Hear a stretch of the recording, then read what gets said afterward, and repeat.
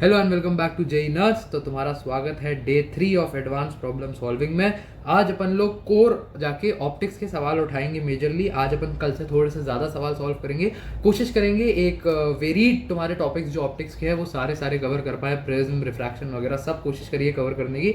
आओ एडवांस 2017 के क्वेश्चन से अपन स्टार्ट करते हैं। इस क्वेश्चन की खास बात, इसको मैंने यहाँ क्यों डाला, ये सवाल बहुत मुश्किल नहीं है, हो जाएगा आराम से सॉल्व। लेकिन ये जो कंसेप्ट है ना, इस कंसेप्ट से लेके तुम जो 2025 वाले बच्चे ये देखोगे अगर, तो कंसेप्ट से लेके मेंस में भी बहुत सारे सवाल आते हैं और एडवांस में तो सवाल आते ही है। बिल्कुल इसी कंसेप्ट पे एक सवाल एडवांस 2016 में भी आया था, फिर एक सवाल तुम्हें एडवांस 2019 में भी दिखा था। तो इस कंसेप्ट को समझना बहुत जरूरी है। देखो क्या कह रहा है सवाल कि monochromatic light is travelling in a medium of refractive index n is equals to 1.6। ठीक है, एक स्टैक ऑफ लेयर से एंटर करता है, थीटा तुम्हें 30 डिग्री के बराबर दिया हुआ है और कह रहा है the interfaces of the glass layers are parallel to each other. यहाँ पे हर इंटरफेस पे जो रिफ्रैक्टिव इंडेक्स है वो डेल्टा एन से कम होता जा रहा है और डेल्टा एन की वैल्यू तुम्हें दी है 0.1। Rays refracted out parallel to the interface between. तो हो क्या रहा है बेसिकली, ये यहाँ से गया, देखो ऐसा है। आई होप तुम्हें अब तक समझ आ जाना चाहिए खुद, बट मैं तुम्हें फिर भी समझा देता हूँ। यहाँ से गया, ये मीडियम रेयर है, ये मीडियम तुम्हारा डेंस है और ये रेयर है क्योंकि यहाँ पर रिफ्रैक्टिव इंडेक्स डेल्टा एन से कम हो गया। तो ये अवे फ्रॉम द नॉर्मल जाएगा, फिर यहाँ पे अवे फ्रॉम द नॉर्मल जाएगा, करते करते एक पोजीशन ऐसी आ रही है एम की जहाँ पे इसका क्रिटिकल एंगल अचीव हो जा रहा है और क्रिटिकल एंगल अचीव होके ये पैरेलल निकल जा रहा है। अब तुम्हें वो कंडीशन निकालनी है एम की। आओ मेरे साथ, मुझे अब कंसेप्ट कोर जो मैं बस तुम्हें यहाँ समझाना चाहता हूँ वो ये है। क्या तुम मुझे एक बात बताओ, अगर तुम यहाँ स्नेल्स लॉ लगाओ जंक्शन 1 पे, तो क्या तुम ये कह सकते हो कि जो n1 sin 1 है, sin i1 वो होगा, ये i1 मान लेते हैं अपन और ये r मान लेते हैं, वो होगा तुम्हारा n2 sin r के। ठीक है, स्नेल्स लॉ बेसिक। अब मुझे एक बात बताओ, क्या यही r यहाँ वर्टिकली ऑपोजिट एंगल से ये नहीं हो जाएगा? सॉरी, कौन सा r मार्क कर दिया मैंने, गलत r मार्क कर दिया, ये वाला होगा, सॉरी, रियली सॉरी। ये r और ये r बराबर नहीं हो जाएंगे वर्टिकली ऑपोजिट एंगल से? तो क्या तुम ये कह सकते हो कि जो पहले का रिफ्रैक्टेड एंगल है वही दूसरे का इंसिडेंट एंगल होगा? तो क्या मैं इसको ये कह सकता हूँ कि n2 sin r, यहाँ पे स्नेल्स लॉ, सॉरी वो r गलत मार्क हो गया था मुझसे, n2 sin r is equals to तुम्हारा n3 sin r डैश। अब सेम ये जो r डैश है तुम्हारा, वो चौथे के लिए जाके एंगल ऑफ इंसिडेंस बन जाएगा और करते करते क्या मैं ये फाइनली कह सकता हूँ कि ये जो सीरीज चलेगी लास्ट में ये बन जाएगा बराबर nm sin im के। अब देखो मैं इसको सीधे सीधे सबको इक्वेट करके काट पीट के, क्या मैं फाइनल रिजल्ट जो है वो अपना ये लिख सकता हूँ कि n1 sin theta 1 is equals to nm sin theta m। बस इतना तुमने कर लिया ना, पहले का स्नेल्स लॉ, स्नेल्स लॉ का पहला पार्ट, आखिरी के स्नेल्स लॉ का आखिरी पार्ट, दूसरा पार्ट, बस इनको तुम्हें इक्वेट करना होता है। और सारे तुम्हारे हर तरीके का सवाल जिसमें भी तुम्हें ग्रेडियंट दिया होता है एक उसका अपने रिफ्रैक्टिव इंडेक्स का, उसमें तुम ये कंसेप्ट लगा सकते हो, बहुत इजीली तुम्हारे उसके बाद सवाल सॉल्व हो जाते हैं। तो n1 sin theta 1 nm sin theta m तुम्हें बराबर दिया है। अब तो ये तुम्हारा हलवा हो गया मुझे लगता है। सवाल देख लो, n1 की क्या वैल्यू है 1.6, sin थीटा 1 क्या है 30 डिग्री, तुम्हारा nm की वैल्यू क्या है n minus m delta n, mth पे जाके हो रहा है ना, n minus m delta n। Sine theta m तुम्हारा 90 है, साइन 90, क्योंकि थीटा m तो 90 हो गया ना लास्ट में क्रिटिकल एंगल। बस यहाँ वैल्यूज डालो, 1.6 into 1/2 is equals to 1.6 minus m into 0.1, ये 0.8, ये इधर जाके माइनस हो जाएगा तो ये 8 बनेगा, 0.8 बनेगा, 0.1 इंटू m तुम्हारा 0.8 के बराबर, तो m की वैल्यू आ गई तुम्हारी 8। देखा, बहुत ज़्यादा मुश्किल नहीं था सवाल, बट यही है कि ये कंसेप्ट तुम्हें पता होना जरूरी है।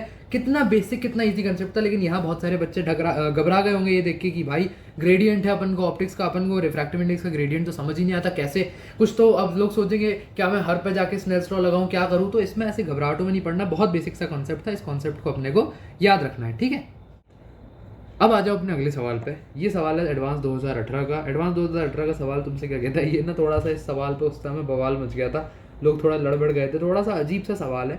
इसमें ना इसको, इस सवाल की खासियत पता है क्या है, इस सवाल को देख के बहुत सारा बच्चा ना कुछ फार्मूला लगाने लगेगा, lens maker formula, mirror formula, पता नहीं कौन कौन से मिरर का मैग्निफिकेशन का फार्मूला लगा रहे हैं, बहुत सारी चीज़ें अजीब अजीब सी करने की कोशिश करेंगे इसमें बच्चे। मैं तुम्हें इस क्वेश्चन को बिना एक भी नंबर लिखे, बिना कोई भी फॉर्मूला यूज करे, सिर्फ रे डायग्राम की मदद से समझाऊंगा और तुम्हें ये इंपॉर्टेंट साबित करूंगा कि रे ऑप्टिक्स में रे डायग्राम बनाना कितना जरूरी है।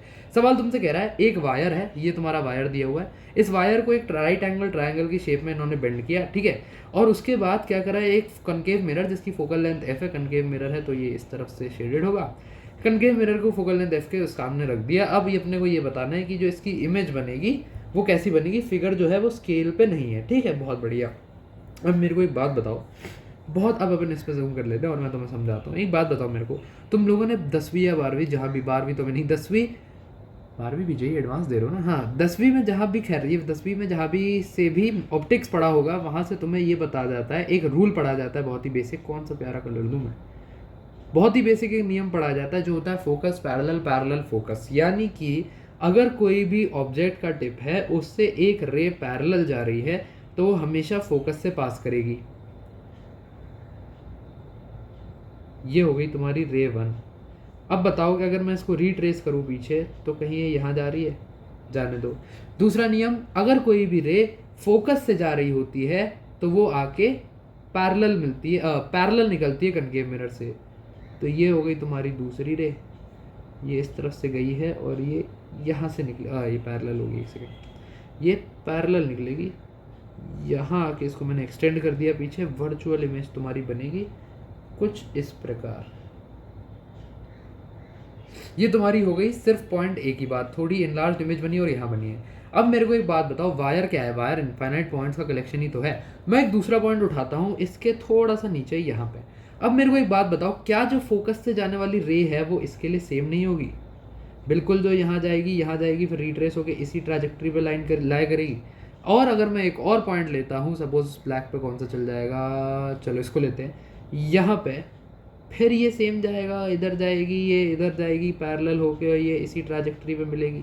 अब मुझे एक बात बताओ, तुम दूसरा केस लो सबके लिए। सपोज इस पॉइंट के लिए मैंने पैरेलल वाला पॉइंट केस लिया, यहाँ से मैंने एक रे पैरेलल भेजी, उसके बाद ये फोकस से होते हुए गई और ये इसको कहीं यहाँ जाके मिल गई।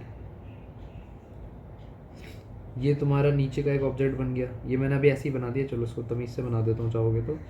ये तुम्हारा एक ऑब्जेक्ट हो गया। सिमिलरली यहाँ से मैंने उठाया, काला तो अब नहीं चलेगा, बाहर आ रहा है स्क्रीन के, अगर तो यहाँ से मैंने एक उठाया, फोकस से भेजा, ये इधर से गया तो इधर गया, इधर से जाके इधर हो गया। अब जो होशियार बच्चा है उसका अभी तक जवाब आ जाना चाहिए, क्योंकि एक ऑप्शन तुम्हें बिल्कुल इसी तरीके का दिख रहा था, अगर तुम्हें ध्यान हो तो, अभी मैंने छुपा दिया है। और ध्यान से पैरेलल भेज दो भाई, पैरेलल भेज दोगे फोकस से पार होगा, कहीं दूर जाके इसको यहाँ पे मिलेगा। क्या तुम्हें सब में से सिर्फ एक चीज़ कॉमन दिख रही है? ये लाइन। हर किसी की इमेज जो वायर के पॉइंट की है वो इसी लाइन पे लाई कर रही है, तो क्या तुम्हें ये वायर एक स्ट्रेट लाइन की तरह नहीं दिखेगा आके? जो तुम्हारा कौन सा ऑप्शन सीधा सीधा मैच हो गया, डी मैच हो गया।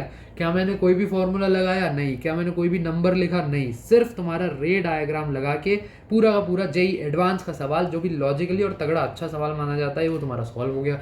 कितना बेसिक से, इसलिए रे डायग्राम का कुछ समझना, सिर्फ इतना बेसिक कंसेप्ट लगाया मैंने, फोकस पैरेलल पैरेलल फोकस, बहुत बेसिक चीज़ें, इन सबको समझ के चलोगे ना तो बढ़िया ऑप्टिक्स में बहुत फायदे में रहोगे। अब आ जाओ अपने अगले सवाल पे। ये वाला सवाल थोड़ा सा खास है क्योंकि ये तुम्हारा पैराग्राफ टाइप क्वेश्चन है और पैराग्राफ टाइप क्वेश्चन की प्रैक्टिस होना तुम्हें बहुत ज़रूरी है। सवाल क्या है, पहले पैराग्राफ पढ़ लेते हैं। कह रहा है light guidance optical fibre can be understood by considering a structure comprising of a thin solid glass cylinder of refractive index n1 and n2, ठीक है, मीडियम ऑफ रो और रिफ्रैक्टिव इंडेक्स तो n1 ग्रेटर देन n2, ये condition होती है। Light guidance is a structure TIR, interference medium n1 and n2 दिए हुए हैं फिगर में, एंगल ऑफ इंसिडेंस I एक पर्टिकुलर वैल्यू IM से छोटा होना चाहिए, और तुम्हारा ये कन्फाइंड जो मीडियम है, ठीक है, numerical aperture of the structure sine IM defined है। देखो पैराग्राफ में जनरली जेईई एडवांस में कोई ऐसी नई चीज़ नहीं बताई हुई होती है, ठीक है, और तुम्हें अगर ये नहीं पता था तो दिक्कत है, क्योंकि इस पैराग्राफ में दिया हुआ है कि न्यूमेरिकल अपर्चर क्या होता है, साइन IM के बराबर होता है। साइन IM क्या होता है, वो कंसेप्ट समझ आ रहा है तुम्हें कि नहीं आ रहा है? रुक जाओ, तुम लोगों को मैं समझा देता हूँ। देखो बहुत डिटेल में अपन थोड़ा सा चले जाते हैं, अंडरस्टैंडिंग सही बनी रहे तुम्हारी। देखो ये वाला स्ट्रक्चर है, ठीक है, यहाँ पे इस बाउंड्री को कंसिडर करा मैंने, तो देखो सबसे पहले ये बाहर एयर है या जो भी है, इसका अपन रिफ्रैक्टिव इंडेक्स n मानते हैं, इसका n1 मानते हैं। तो मुझे एक बात बताओ, ये एंगल I है, ठीक है, जैसे जैसे, और ये तुम्हारा थीटा है, ये तुम्हारा r हो गया। अब मुझे एक बात समझाओ, क्या मैं ये कह सकता हूँ कि ये जो तुम्हारा I जैसे जैसे मैं बढ़ाता जाऊँगा, मतलब जैसे जैसे मैं इस वेव को इधर रे को इधर लाता जाऊँगा, वैसे वैसे तुम्हारा आर जो है वो भी बढ़ता चला जाएगा, क्योंकि ये जैसे जैसे इधर आएगा ये इस तरफ जाएगा, है कि नहीं। आई प्लस आई, और जो आई है वो मैंने बढ़ाया तो तुम्हारा आर बढ़ा। अब मुझे एक बात बताओ, ये एक राइट एंगल ट्रायंगल है, इसमें तुम्हारे थीटा की वैल्यू है, आर की वैल्यू है, क्या मैं ये कह सकता हूँ कि R plus theta is equal to 90 degree, और ये कांस्टेंट होगा, चाहे ट्रायंगल कहीं भी बने, यहाँ बने, कितने भी आई पे कहीं भी ट्रायंगल बने, कांस्टेंट होगा। अब अगर मैं आई को बढ़ाता जा रहा हूँ और आर बढ़ता जा रहा है उसको बढ़ाने से, तो इसका सम तो कांस्टेंट रहना है, मतलब आर बढ़ने से थीटा बढ़ रहा है, और एक बार थीटा कम हो रहा है क्योंकि आर प्लस थीटा कांस्टेंट है, तो थीटा कम होता जाएगा, आर बढ़ता जाएगा, तो क्योंकि सम 90 ही आना है। अब मुझे एक बात बताओ, अगर ये थीटा जो है तुम्हारा ये कम होता चला जाएगा, तो क्या ये ऐसा नहीं है कि जो TIR की कंडीशन है ये फेल होने लगेगी। एक पॉइंट आएगा एक थीटा पे जहाँ थीटा क्रिटिकल के बराबर हो जाएगा और ये तुम्हारा ऐसे चला जाएगा, और उसके आगे अगर अपन ने और थीटा कम करा तो फिर ये तुम्हारा बाहर अवे फ्रॉम द नॉर्मल वाला केस बन के कुछ इस तरह निकल जाएगा और TIR खत्म हो जाएगा तुम्हारा, ठीक है। तो यहाँ से अपने को क्या पता चलता है कि अपन एक लिमिट तक ही थीटा को कम कर सकते हैं, जिसका मतलब है अपन एक लिमिट तक ही आर को बढ़ा सकते हैं, जिसका मतलब है कि अपन एक लिमिट तक ही आई को बढ़ा सकते हैं। तो यहाँ से क्या तुम्हारी ये वाली कंडीशन डिराइव नहीं हो गई कि आई जो लेस देन आई एम दिया हुआ था तुम्हें ऊपर, उसका मैंने एक्सप्लेनेशन दे दिया तुम्हें बेसिकली। अब इसको यहाँ पे बस लिख लो, रुक जाओ भैया बहुत जूम करके, अरे कितना जूम करके समझा रहा था मैं तो। हाँ, N is equals to sine I M, ये तुम्हें सवाल में दिया हुआ है, ये पता होना चाहिए वैसे भी। न्यूमेरिकल अपर्चर मैक्सिमम एंगल जो आई परमिटेड है उसका जो हम साइन ले लेते हैं, और आई एम मैंने तुम्हें वाला एंगल दिखा दिया जिस पे थीटा क्रिटिकल रिफ्लेक्शन कर जाएगा, ठीक है। अब आई लेस देन आई एम होना चाहिए, और अपन यहाँ से क्या निकाल सकते हैं, बस दो वो है इन्फरेंस जो यहाँ से जरूरी है। अब आ जाओ इसका अपन पहला सवाल देखते हैं। देखो पहले पार्ट में तुमसे कह रहा है कि for two structures namely S1 with N1 root 45/4 और N2 3/2, S2 with N1 8/5, N2 7/5, taking the refractive index of water to be 4/3, air का 1, ठीक है, कुछ नया नहीं बताया। Na of S1 immerse in water. अच्छा देखो यहाँ सवाल में क्या हो रहा है कहानी, इसने ना तुम्हें दो तरीके के ऑप्टिकल फाइबर्स दे दिए।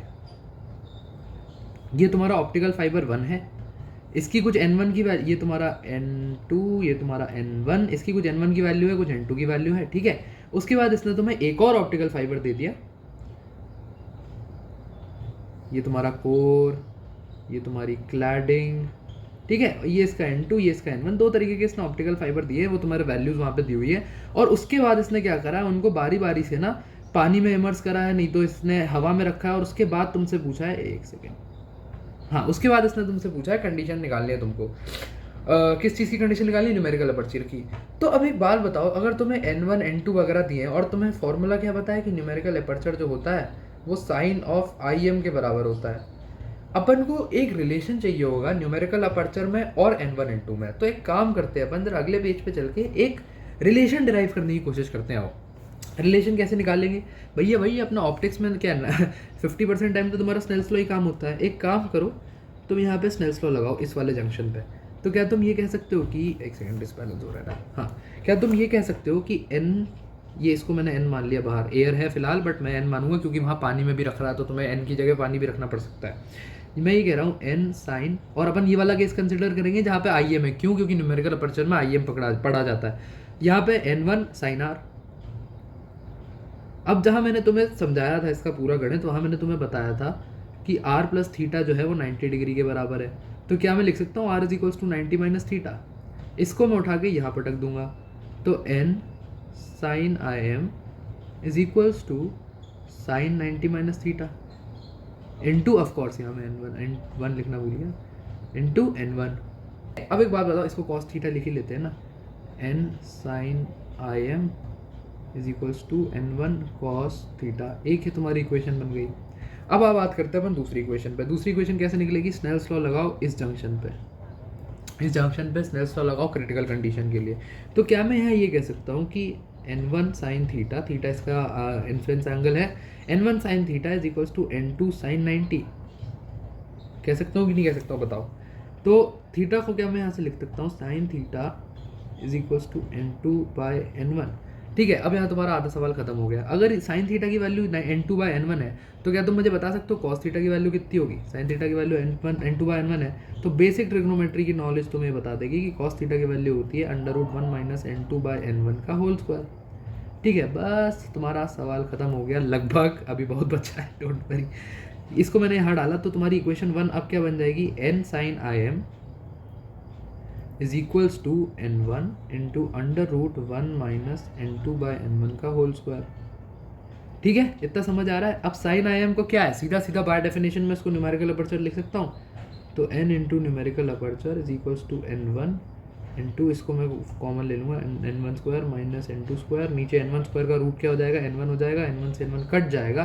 तुम्हारे न्यूमेरिकल अपर्चर का जो मुझे रिलेशन निकालना था, बहुत प्यार से तुम्हारा रिलेशन निकल आया, 1/n under root n1 square minus n2 square. ठीक है, इसको अपन अब वापस चलते हैं पिछले पेज पे, और पिछले पेज पे इसको अपन यूज़ करेंगे बारी बारी से।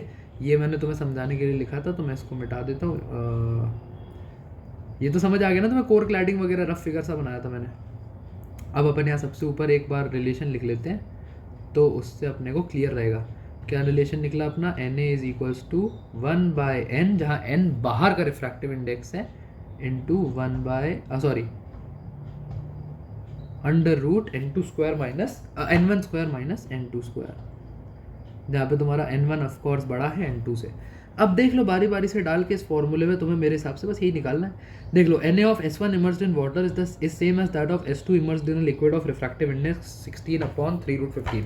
अच्छा, S1 का वाटर में निकाल लेते हैं Na भाई, कितना आएगा, वाटर का रिफ्रैक्टिव इंडेक्स 4/3, रेसिप्रोकल करा 3/4 इंटू अंडर रूट ऑफ क्या है भाई, S1 का मटीरियल n1 स्क्वायर तुम्हारा रूट 45 का स्क्वायर 45/16 माइनस कितना 9/4, 3/2 का स्क्वायर हो गया ना। इसको करोगे सॉल्व, 3/4 इंटू तुम्हारा ये हो जाएगा 9 4 36, 45 माइनस 36 9 अपॉन में तुम्हारा 16, 9/16 का रूट 3/4। अब पूरी कैलकुलेशन नहीं कर रहा हूँ मैं यहाँ पे, डायरेक्ट लिख रहा हूँ, तुम्हें कैलकुलेशन सुना दे रहा हूँ। ठीक है, बट उम्मीद मेरी तुमसे ये है कि तुम इतना कर ले जाओगे। ठीक है, तो ये आ गया 9/16। अब देख लो दूसरा क्या है, S2 immersed in liquid of refractive index 16 into 3/15 निकाल लेते हैं भाई। S2 लिक्विड है तो L लिख लेता हूँ मैं, रिफ्रैक्टिव इंडेक्स 16/3√15, तो इसका रेसिप्रोकल करके 3√15/16। रेसिप्रोकल समझ रहे हो ना, 1/n दिया इसलिए कर रहा हूँ यहाँ पे। और क्या है इसमें मटीरियल, 8/5, यार ये कैलकुलेशन क्यों गड़बड़ कर रहा है, अभी सही है चलो। 8/5 का स्क्वायर 64/25 माइनस n2 कितना दिया है तुम्हें, 7/5 माइनस 49/25, 64 माइनस 49 तुम्हारा कितना हो गया, रूट 64 15/25। तो इसको मैं लिख सकता हूँ 3√15/16 इंटू रूट 25 का रूट 5। तो ये तुम्हारा हो जाएगा 15 इंटू 15 हो जाएगा, तो 3 इंटू 15/16 इंटू 5, ये कट के 3, ये भी आ गया ना तुम्हारा 9/16 के बराबर। तो ये दोनों बराबर आ गए, तो भैया पहला ऑप्शन तो तुम्हारा सही हो गया, बहुत बढ़िया। अब आओ दूसरे ऑप्शन में, Na of S1 immersed in liquid of refractive index 6/√15। अच्छा, अब देखो यहाँ पे अपने को ना बार बार पूरा सॉल्व करने की जरूरत नहीं पड़ेगी। क्यों, तुम्हें बस उठा के इस वाली इक्वेशन में बाहर के रिफ्रैक्टिव इंडेक्स की तो वैल्यू चेंज करनी है। तो तुम्हें अंदर की वैल्यू पता है 3/4 आ रही है, तो क्या तुम ये नहीं लिख सकते कि S1 का लिक्विड में जो न्यूमेरिकल अपर्चर है वो 3/4 इंटू क्या है रिफ्रैक्टिव इंडेक्स 6/√15, बस इसका रेसिप्रोकल करके मल्टीप्लाई कर दो, कर दिया भैया 2, ये आ गया √15/8। बहुत बढ़िया, एक सेकेंड, ठीक है, ये √15/8 आ गया तुम्हारा। कुछ गड़बड़ तो नहीं करा मैंने, क्योंकि मुझे लग रहा है मैंने कुछ गड़बड़ कर दिया। Na of S1 immersed in liquid of refractive index 6/√15, √15/6 का था, n1 square minus n2 square की वैल्यू सही है नहीं, ठीक है। तो ये तुम्हारा √15/8 हो गया। कहीं कुछ गड़बड़ हो तुम लोग कमेंट करके बता देना भाई, ठीक है। उसके बाद S2 की बात करते हैं फटाफट। इससे same S S2 immersed in water, बहुत बढ़िया। तो बस इसकी जगह अपने को पानी रखना, अपने को पता है अंदर की वैल्यू आती है √15/5। तो यहाँ पे अपन S2 पानी का कह सकते हैं कि वाटर के लिए 3/4 से मल्टीप्लाई करो कितना, √15/5 को, तो ये 3√15/20 बन रहा है भाई। तो ये तो आसपास नहीं आ रहा तुम्हारा, तो ये वाला ऑप्शन अपना गलत है, बी ऑप्शन सही नहीं है। अब और क्या कह रहा है, Na of S1 placed in air is the same as that of S2 immersed in liquid of refractive index 4/√15। सिर्फ निकाल लो S1 in air निकाल लो भाई, क्या दिक्कत है। दूसरे पेन से कर लें, थोड़ा सा कलर डिफरेंट रहता है तो समझने में आसान रहता है ना समय के साथ। तो S1 in air निकाल लो, तुम्हें ये पता है इसकी वैल्यू 3/4 आती है, उसके साथ बस बाहर के रेसिप्रोकल से मल्टीप्लाई करना है। एयर है तो वो भी कोई दिक्कत नहीं है, ये 3/4 आ गया। S2 का क्या कह रहा है कहानी यहाँ पे, S2 का कह रहा है immersed in liquid of refractive index 4/√15। तो S2 का इतना सॉल्व करके आता है √15/5, सिर्फ इतना इतना जो ये सब में कॉमन है, ये आता है √15/5। इससे अपने को मल्टीप्लाई करना है क्या, रिफ्रैक्टिव इंडेक्स दूसरे का रेसिप्रोकल करके, तो ये √15/4 हो जाएगा। 15/5/4, 5 × 4, ये कट जाएगा, ये 3 हो जाएगा, 3/4 आ गया, ये दोनों मैच कर गया भाई। ये वाला ऑप्शन तुम्हारा सही है, सी पार्ट तुम्हारा करेक्ट हो जाएगा। अब डी में क्या कह रहा है, Na of S1 placed in air is same as that of S2 placed in water। तो S1 placed in air का अपन ने निकाला था, S1 placed in air का आया है 3/4, और S2 placed in water का कितना आया था यार। S2 placed in water में गलत तो नहीं निकाल रहा हूँ, मुझे हल्का सा लग रहा है कि मैं गड़बड़ कर रहा हूँ कुछ। 3√15/20, 3√15/20, नहीं ठीक ही है, ये सही है। तो ये वाला ऑप्शन तुम्हारा गलत हो जाएगा, ये सही नहीं है। तो ए और क्या इसका सही ऑप्शन होगा, A, C। ठीक है, चलो अब अपन क्या करते हैं, ये पैराग्राफ क्वेश्चन था, पैराग्राफ क्वेश्चन कभी अकेला नहीं होता, उसके साथ इसका एक और दोस्त आता है। हाँ ये अब देखो, ये क्वेश्चन बहुत मज़ेदार है। If two structures of the same cross sectional area, देखना same cross sectional area condition यहाँ होना जरूरी है, but different numerical apertures Na1 and Na2, जहाँ पे Na2 जो है वो छोटा है Na1 से, are joint longitudinally the numerical aperture of the combined structure is. सवाल समझने की कोशिश करो, तुमसे क्या कह रहा है, तुम्हें 2 ऑप्टिकल फाइबर दिए हैं, ये तुम्हारा ऑप्टिकल फाइबर 1 हो गया। ऑप्टिकल फाइबर ऐसे ही दिखता है रियल लाइफ में, सिलेंडर होता है, वहाँ स्क्वायर तुम्हें समझाने के लिए दिखाया था, ये सर्कल बड़े हो जा थोड़ा, ठीक है। तो ये इसकी तुम्हारी कोर हो गया, ये तुम्हारी इसकी क्लैडिंग हो गई, पूरा लिखूं क्या, लिख देता हूँ चलो, ये तुम्हारा कोर क्लैडिंग हो गया। और वो कह रहा है कि Na1 के साथ उसने दूसरा लॉन्गिट्यूडनली एक और जोड़ा Na2। क्या दिक्कत है मेरे इसको ठीक है, ऐसा ऐसा कुछ सिस्टम बन रहा है, इसको ज्वाइन कर लो ना, तुम्हें और इजीली समझ आएगा फिर। ठीक है, अब मुझे एक बात बताओ, इसका क्या Na1 दिया है, इसका Na2 दिया है, और तुम्हें रिजल्टेंट का न्यूमेरिकल अपर्चर पूछ रहा है। अगर न्यूमेरिकल अपर्चर की तुमने डेफिनेशन समझ ली ना, तो तुम आराम से सवाल हल कर ले जाओगे। न्यूमेरिकल अपर्चर की डेफिनेशन क्या होती है, न्यूमेरिकल अपर्चर की डेफिनेशन होती है Na = sin IM।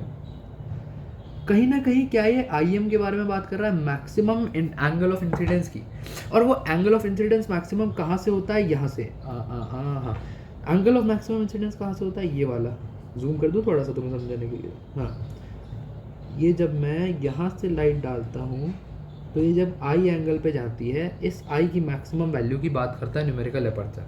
अब तुम मुझे एक बात बताओ कि अगर मैं ऐसी लाइट डालूं जो ऐसे ऐसे TIR करेगी, तो इसको एक पॉइंट के बाद इस जंक्शन पे दूसरे वाले को भी एंटर करना पड़ेगा। तो क्या अपने लिए फेवरेबल नहीं है कि अपन एक ऐसा IM चुने जो स्मूथली दोनों में चला जाए, है कि नहीं। तो क्या यहाँ से तुम बहुत सिंपली कह सकते हो कि जो छोटा वाला, जिसका न्यूमेरिकल अपर्चर कम है, उसका IM कम होगा, और जिसका IM कम होगा वो दोनों के लिए सूट हो जाएगा। क्योंकि देखो, अगर मैंने ज़्यादा Na2 का न्यूमेरिकल अपर्चर ले लिया और ज़्यादा वाला IM ले लिया, तो एक से तो निकल जाएगा, बट दूसरे में जाके फंस जाएगा, वो TIR नहीं कर पाएगा।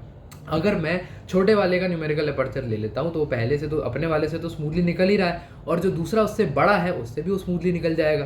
तो क्या यहाँ तुम नहीं कह सकती कि अगर Na2 Na1 से छोटा है, तो Na1 और Na2 का रिजल्टेंट तुम्हारा Na2 ही आ जाएगा। ये हो गया तुम्हारा एक पैराग्राफ क्वेश्चन, JEE एडवांस 2015 के लेवल का सॉल्व। बहुत बढ़िया। अब आ जाओ अपने अगले सवाल पे। अगला सवाल तुमसे क्या कह रहा है, sunlight of intensity 1.3 kilowatt per metre square is incident normally on a thin convex lens of focal length 20 centimetre. ठीक है, ignore the energy loss of light due to the lens and assume that the lens aperture size is much smaller than its focal length. ठीक है, average intensity of light in kilowatt metre square at a distance 22 centimetre from the lens on the other side is. देखो, अभी सवाल तुम्हें फंसाएगा खाना, इसमें तुम assume नहीं कर पाओगे कि अगली तरफ तुम्हें किस शेप में कहाँ फोकस हो रहा है और कैसे निकालना है, जबकि तुम देखोगे अगर तो ये सवाल बहुत सिंपल है। मैं तुम्हें सॉल्व करके दिखाता हूँ कैसे। सबसे पहले इसने अपने को दिया है एक थिन कन्वेक्स लेंस है, ठीक है, वाह माशाल्लाह बड़ा अजीब सा कन्वेक्स लेंस बना दिया मैंने, बट कोई बात नहीं।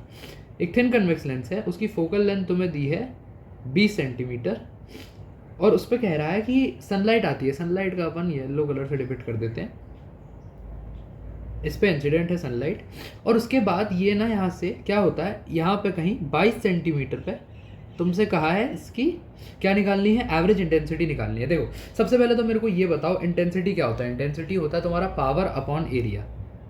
Intensity is equals to power upon area. तो क्या मैं ये कह सकता हूँ कि पावर जो है वो इंटेंसिटी इंटू एरिया है। अब मुझे एक बात बताओ, क्या जो पावर यहाँ पे होगी वही पावर यहाँ एक स्क्रीन बना लेते हैं अपन, येलो से नहीं बनाएंगे फिर तुम्हें कन्फ्यूजन होगा। एक काम करता हूँ मैं थोड़ा चेंज करके यहाँ एक स्क्रीन बना लिया और इस पे तुम्हारी अब लाइट इंसिडेंट हो रही है। और क्योंकि तुम्हें पता है कन्वेक्स मिरर से इंसिडेंट हो रही है तो ये इंसिडेंट होके ना यहाँ पे एक सर्कल में आएगी। देखो कुछ इस तरीके से ये जाएगा टॉप वाला पैरेलल फोकस से होते हुए, जो लास्ट लाइट गिर रही है मैंने उससे अज्यूम किया यहाँ, जो यहाँ की लास्ट लाइट गिर रही है मैंने उसको अज्यूम किया यहाँ, ठीक है। ये तुम्हारा हो रहा है काम। अब ऐसे ही सेम ये वाली जाएगी, ये वाली जाएगी, ये वाली जाएगी, ऐसी सारी चलती चली जाएंगी। अब मुझे एक बात बताओ, इसको मैंने ले लिया ए, बॉटम पॉइंट को मैंने ले लिया बी, या फिर ओ मान लो, चलो बी मान लिया भाई मैंने, ये हो गया एफ, इसको मैंने मान लिया सी, इसको मैंने मान लिया डी। अब तुम मुझे एक बात बताओ, क्या तुम्हें यहाँ दिख रहा है कि ये जो फोकल लेंथ का डिस्टेंस है ये 20 है, और क्योंकि 22 सेंटीमीटर बोला था और इतना 20 है तो इतना 2 होगा। इतना तुम्हें बेसिक समझ आ रहा है। कैलकुलेशंस पे अब दूसरे कलर से कर दूंगा। अब मुझे एक बात बताओ, पावर जो है, क्या जितनी पावर यहाँ पे गई है उतनी ही पावर यहाँ कंसंट्रेट होगी? बस यही इस सवाल का की था कि तुम्हें जो P1 है उसको P2 के बराबर करना था। जहाँ तुमने P1 को P2 के बराबर कर दिया उसके बाद तुम्हारा सवाल हलवा हो जाएगा। P1 को मैं लिख सकता हूँ I1A1 और इसको मैं लिख सकता हूँ I2A2। अब क्या मुझे I1 की वैल्यू दी हुई है? बिल्कुल दी हुई है। इंटेंसिटी मुझे दिया है 1.3 किलोवाट। अभी मैं यूनिट्स लिख ले रहा हूँ साथ में क्योंकि मुझे पता नहीं है कि आगे क्या होगा। A1 is to I2 into A2। मुझे निकालना क्या है? मुझे निकालना है I2। तो I2 को मैं लिख सकता हूँ 1.3 इंटू A1 अपॉन में A2। अब बात रही A1 बाई A2 निकालने की, तो तुम्हारा A1 ये है और A2 ये है, ठीक है। अब मुझे एक बात बताओ, क्या तुम ये कह सकते हो कि ये जो ट्रायंगल बन रहा है, ट्रायंगल AFB, और ये जो ट्रायंगल बन रहा है, ट्रायंगल, इसको मैं कौन सा पॉइंट मान लूँ, CDE मान लेता हूँ, ट्रायंगल CEF, ये वाला जो एंगल है और ये वाला जो एंगल है ये ऑल्टरनेट इंटीरियर एंगल से इक्वल होगा, ये वर्टिकली ऑपोजिट एंगल से इक्वल होगा और ये 90 डिग्री है। क्या मैं कह सकता हूँ कि ट्रिपल ए सिमिलैरिटी से ये दोनों ट्रायंगल्स, ट्रायंगल ABF और ट्रायंगल CEF एक दूसरे के सिमिलर है? अब सिमिलर ट्रायंगल्स की प्रॉपर्टी होती है कि जो उनका रेडियस होता है वो जो उनकी साइड्स होती हैं वो प्रोपोर्शनल होती है। रेडियस यहाँ पे फोकल लेंथ में आ गया था मैं, जो उनकी साइड्स होती है वो प्रोपोर्शनल होती है। तो क्या मैं ये कह सकता हूँ कि AB अपॉन में CE तुम्हारा बराबर होगा BF अपॉन में FE के, जहाँ मैं इसकी सीधे वैल्यू लिख रहा हूँ 20/2। तो यहाँ से तुम ये कह सकते हो 10 के बराबर है। अब ये जो AB है ये तुम्हारा इसका रेडियस है, जो तुम्हारा CE है ये इसका रेडियस है। अब मेरे को एक बात बताओ, अगर रेडियस दो एरियाज के किसी सर्कल या स्फेयर के, अगर रेडियस फेयर नहीं सर्कल के, क्योंकि ये सर्कल बनेगा ना यहाँ पे इस तरीके से, और यहाँ तुम्हारा ये सर्कल बन रहा है, तो अगर किसी दो सर्कल के रेडियसेस का जो रेशियो है वो 10:1 है, तो क्या एरिया दोनों के 2πr², एरिया दोनों के πr² नहीं होंगे, और πr² है, तो क्या ये कह सकते हो कि A1/A2 का जो रेशियो है वो R1/R2 के रेशियो के स्क्वायर के बराबर होगा? तो क्या तुम सीधा सीधा यहाँ से A के रिजल्ट डिराइव नहीं कर सकते कि A1/A2 तुम्हारा 10² यानी कि 100 के बराबर हो गया? बस इसको उठाओ और A1/A2 की वैल्यू यहाँ पर टक कर दो। I2 की वैल्यू तुम्हारी आ जाएगी 1.3 इंटू 100 यानी कि 130 किलोवाट पर मीटर स्क्वायर। ये हो गया तुम्हारा जेई एडवांस का सवाल सॉल्व, एकदम चुटकी में, कुछ नहीं करना पड़ा, बस दो जगह कंसेप्ट बनाना आना चाहिए और रे ऑप्टिक्स में तुम्हें रे डायग्राम बनाना आना चाहिए, तुम्हारा काम बहुत इजीली पूरा हो जाएगा। तो अब आ जाओ अपने लास्ट क्वेश्चन पे। देखो क्या कह रहा है, जेई एडवांस 2017 का सवाल है। कह रहा है for an isosceles prism of angle A and refractive index mu it is found that the angle of minimum deviation delta m is equals to 8, ठीक है। Which of the following options are correct? तुम्हें एक prism दिया हुआ है और prism का तुम्हें एंगल दिया हुआ है a, ठीक है। बहुत छोटा फिगर बना दिया रे मैंने, एक काम करता हूँ थोड़ा बड़ा बनाता हूँ क्योंकि इसमें क्या है मुझे ना सारी चीज़ें मार्क करनी पड़ेंगी, तो मैं थोड़ा तमीज़ का फिगर बनाऊँ तो बेहतर है ना। ये तुम्हारा एंगल ऑफ प्रिज्म हो गया। यहाँ से एक तुम्हारी आई जाएगी, ठीक है, मिनिमम डेविएशन का केस है, ये पैरेलल निकल जाएगी और ये इधर आ जाएगा। अपन यहाँ नॉर्मल बना लेते हैं, यहाँ नॉर्मल बना लेते हैं। ये तुम्हारा R1, ये तुम्हारा हो गया R2।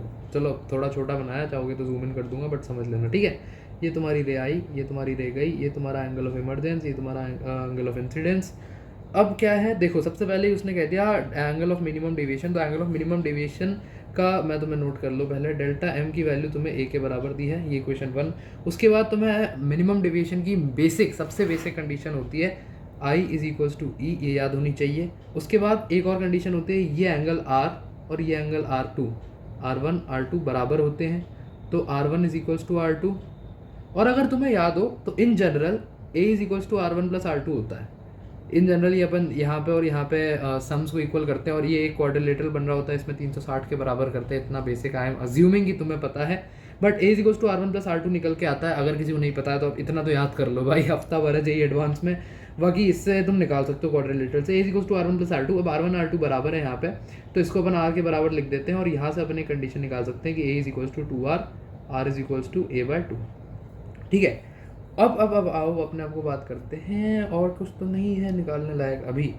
एक कंडीशन और होती है यार मिनिमम डेविएशन की, वो होती है delta M equals to I + E - A। मैं क्या कर रहा हूँ इस समय ना, मैं मिनिमम डेविएशन से, क्योंकि मेरे को पता है यहाँ पे मेरे को बहुत सारी चीज़ें निकालनी है। देखो एंगल ऑफ इंसिडेंस की बात है, फिर उसके बाद क्या है रिफ्रैक्टिव इंडेक्स और एंगल ऑफ प्रिज्म में रिलेशन चाहिए, तो और आर और आई के बीच में रिलेशन चाहिए। तो मेरे को जितने भी relation angle of minimum deviation के याद है, मैंने सब पहले ही सबको लिस्ट डाउन कर लिया है ऑप्शंस पढ़ के किया है मैंने काम, मैंने ऑप्शंस पहले से पढ़े हुए थे, तो मेरे को एक आइडिया है। लेकिन तुम जब पेपर में जाओगे तो ऐसा मत करना कि बिना ऑप्शन पढ़े ही धड़ल्ले से सवाल मार रहे हो। यहाँ पे मेरे को एक आइडिया था हल्का सा कि ये मुझे निकालने पड़ते हैं, तो मैं रिकॉल करके फटाफट निकाल ले रहा हूँ। I + E - A, अब तुम्हें I और E पता है, ये तुम्हारा बराबर है, तो ये 2I - A हो जाएगा, ये 2I - A, और A तुम्हारा ये दिया हुआ है A तुम्हारा I के बराबर ही तो दिया हुआ है ना, ये हुई ना मौज, और ये हो जाएगा 2I - I, तो I के बराबर हो गया तुम्हारा डेल्टा M। ठीक है, अरे नहीं, अरे क्या कर रहा हूँ यार मैं, गड़बड़ कर दिया, रुक जाओ, उल्टा बोल दिया। तुम्हारा डेल्टा M जो है वो उसके बराबर दिया है, A के बराबर, तो ये A आएगा, रिजल्ट तो एक ही रहेगा, पर रिजल्ट एक ही रहेगा ना। एक सेकेंड, डेल्टा M जो है वो A के बराबर है, और जो 2I है वो तुम्हारा -A के बराबर है। हाँ यार देखो, यहाँ से रिजल्ट तो एक ही आ जाएगा। मैं ना बेटा गलती ऐसी करो कि आंसर फिर भी सही आ जाए कोई नहीं, ऐसा ही होता है जब इतने लगातार ऑप्टिक्स के लगाए जाओ ना। खैर, तो I इक्वल्स टू A हो जाएगा, I इक्वल्स टू A की तुम्हारे पास मेजर कंडीशन आ गई। अब आओ अपन ऑप्शन बाय ऑप्शन चेक करना शुरू करते हैं। क्या कह रहा है पहला ऑप्शन तुमसे, कह रहा है कि for the angle of incidence I1 is equals to A, the ray inside the prism is parallel to the base of the prism. ठीक है, जब अच्छा देखो, मैंने ये I is equals to A किस कंडीशन से डराइव किया है कि जब I तुम्हारा A के बराबर हो जाएगा तब तुम्हारा एंगल ऑफ मिनिमम डेविएशन बन जाएगा। और तुम्हें वहां से पता है कि एंगल ऑफ मिनिमम डेविएशन जब बन जाता है तो उसके बाद जो रे होती है वो पैरेलल हो जाती है बेस ऑफ द प्रिज्म के। तो यहाँ से सीधी सीधी कंडीशन सेटिस्फाई हो रही है, I1 is equals to A, तो A तो तुम्हारा 100% हो गया करेक्ट ऑप्शन। अपन करेक्ट ऑप्शन यहाँ लिखते चलते हैं। ठीक है, उसके बाद क्या कह रहा है, for this prism the refractive index mu and the angle of prism are related as. अच्छा, अब देखो अपने को बात करनी है इस बारे में, तो इसका अपन यूज़ करेंगे। एक इसको इक्वेशन 1 लिख लो, सफ़ेद पेन मेरे वापस आ जा। हाँ, अब एक काम करो, इस वाले जंक्शन पे स्नेल्स लॉ लगाओ। ये जंक्शन 1 है, ये जंक्शन 2 है। ठीक है, तो यहाँ पे तुमने स्नेल्स लॉ लगाया, तो 1 × sin I is equals to mu × sin R।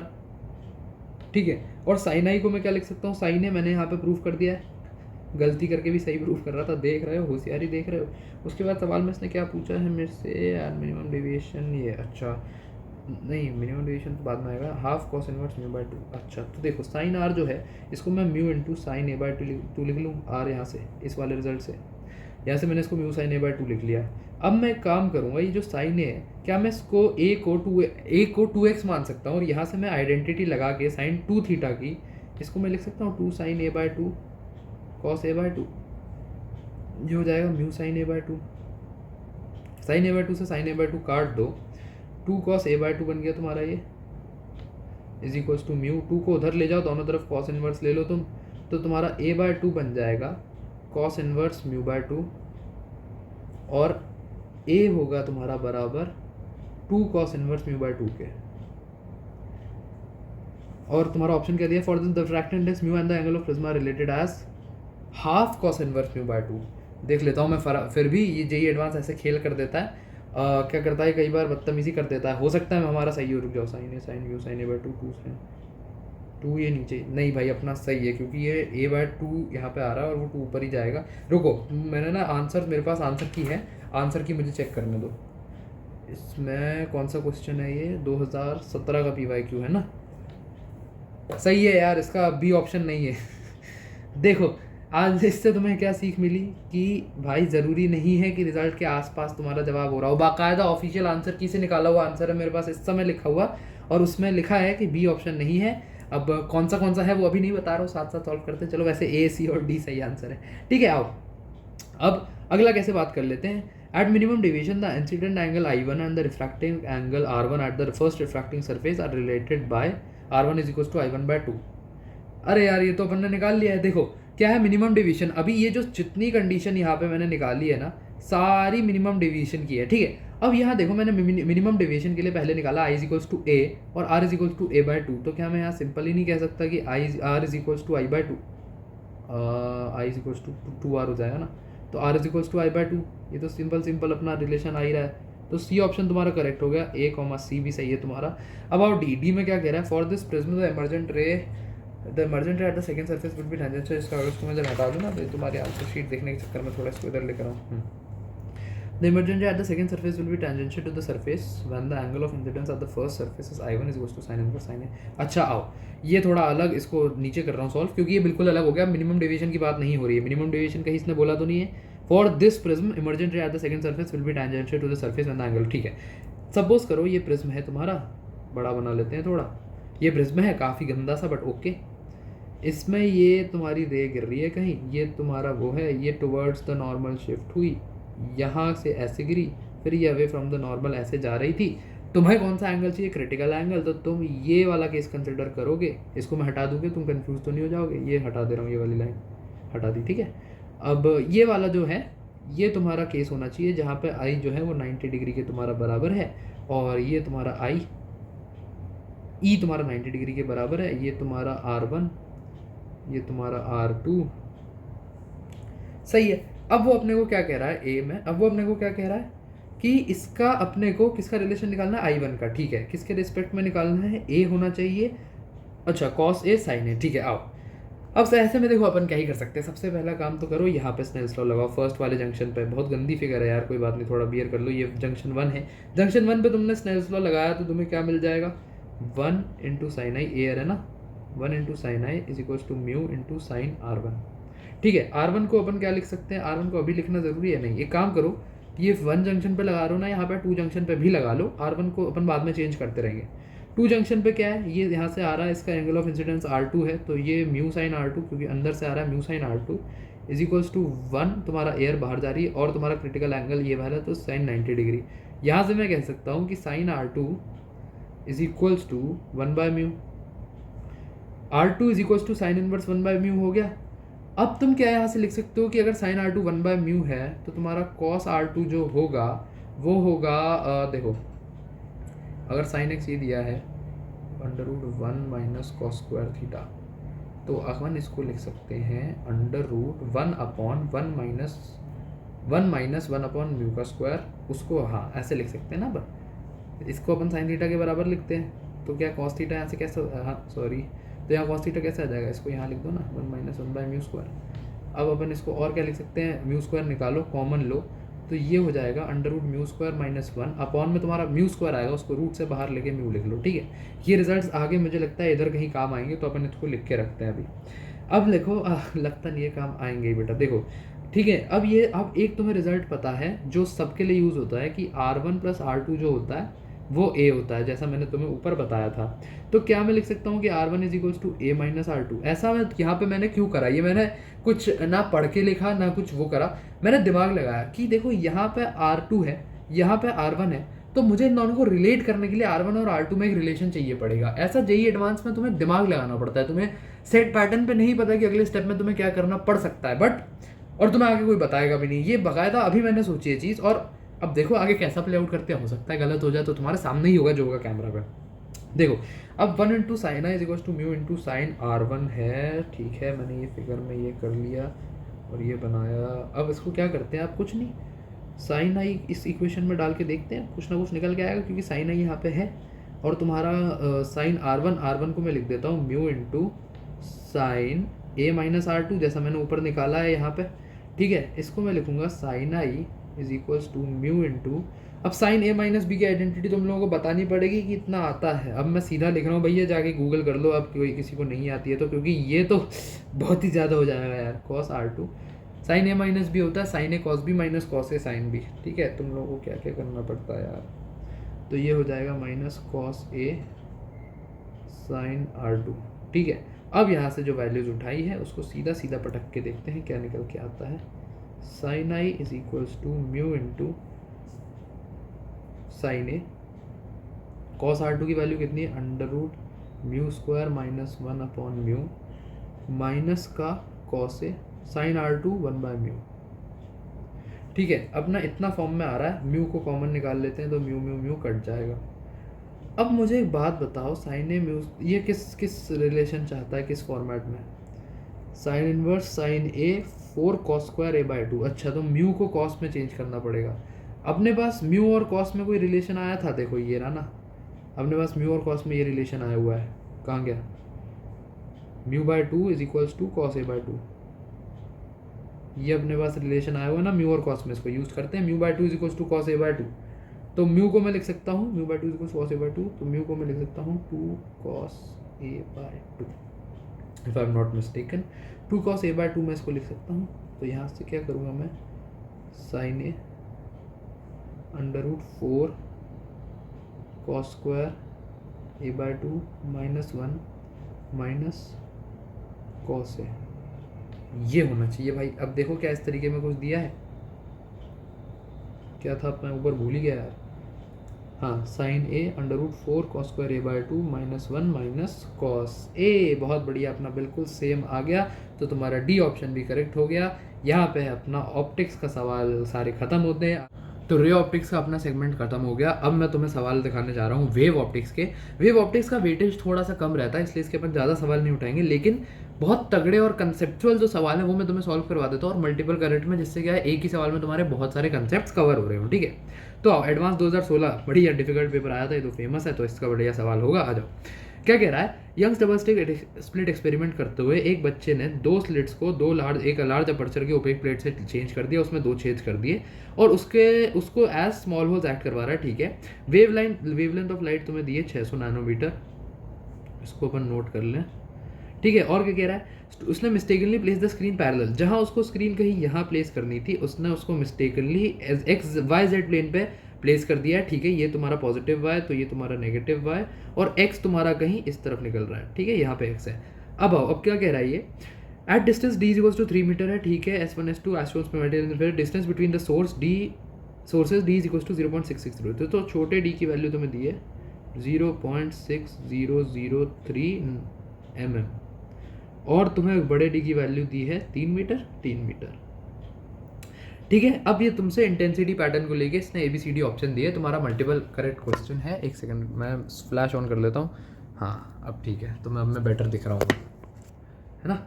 आओ, तो अब ये क्या है, ये तुमसे कह रहा है कि ये बताओ, hyperbolic bright and dark bands बनेंगे with foci symmetrically placed about O in the direction, semi circular bright and dark बनेंगे, region very close to the point O will be dark, straight bright and dark bands parallel to the X axis. अच्छा, तो देखो या तो A B D में से कोई एक होगा, तो अपने को इनमें से तो निकालना है, या तो स्ट्रेट होगा या हाइपरबोलिक होगा या सर्कुलर होगा।